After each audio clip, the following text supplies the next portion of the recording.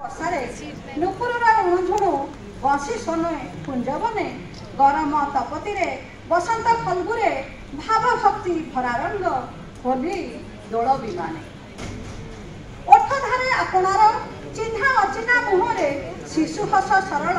ନିଷ୍କପଟ ଆମାୟିକ ଚାହାଣୀରେ ହସକାନ୍ଦର ମୂର୍ଚ୍ଛନାରେ ମୁହଁର ନିରଳସା ହସରେ କେବେ ଦୁଃଖ ଯନ୍ତ୍ରଣାରେ ଚାପି ହୋଇ ରହିଥିବା ଅପୋହା କୋହ ଯନ୍ତ୍ରଣାରେ ଶୀତ ସକାଳର ନିଆଁ ପୁହା ଖାନ ବେଙ୍ଗଳାରେ ବିବାହ ବିଦାୟ ବେଳା କନ୍ୟାର କାନ୍ଦଣା କରୁଣ ନୀଳାକାଶେ ବିହଙ୍ଗ ଗୁଚ୍ଛ ବା ପିଞ୍ଜରାରେ ଆବନ୍ଧନ କବିତା ତୁମେ ବିସ୍ମୃତ ରହସ୍ୟ ଝଡ଼ଝଞ୍ଜା ଆକୁଳରେ ବିଦ୍ରୂପ ଅଟହାସ୍ୟ ଚପଳାର ଝଟକରେ ଚାତକର ଅପେକ୍ଷାରେ କବିତା ତୁମେ ଉଚ୍ଚ ନିଚ ଉତ୍ତୁଙ୍ଗ କୂଳ ଛୁଆ ଉର୍ମି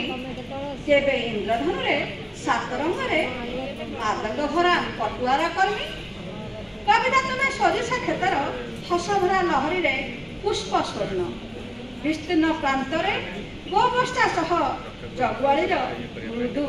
ଝଙ୍କାରର ସଙ୍ଗୀତର ସ୍ୱନ ଶ୍ଵେତ ମରଳ ଚିତ୍ର ସମ ନଭେ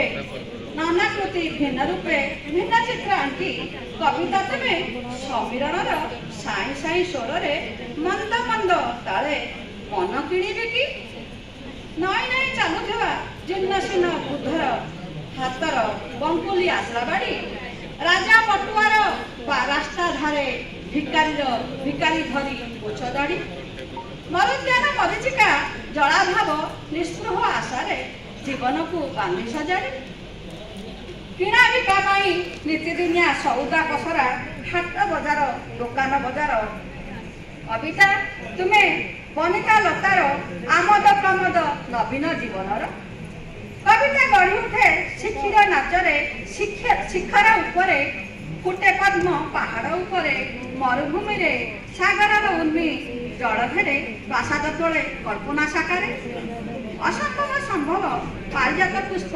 ପରି ରାଇଜ ମଧୁବନ ଇନ୍ଦ୍ରପୁରୀ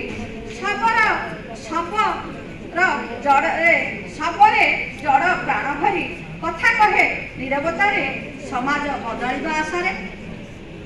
ଆଦର୍ଶ ସମାଜେ ମଧୁପୂତି ଛନ୍ଦ କବି ସ୍ରଷ୍ଟା ଲେଖନୀ ମନେ କଳ୍ପନା ଭାବନା ତରଣୀ କାମଦେବ ମଧୁପୁଷ୍ପଧନ ସୌଧ ନିରୂପିତା କବିତାର ରୂପରେଖା ଶବ୍ଦର ଛନ୍ଦରେ ସ୍ରଷ୍ଟା ରୂପେ କବି ସ୍ୱରୂପରେ ସ୍ରଷ୍ଟା ରୂପେ କବି ସ୍ୱରୂପରେ ଧନ୍ୟବାଦ।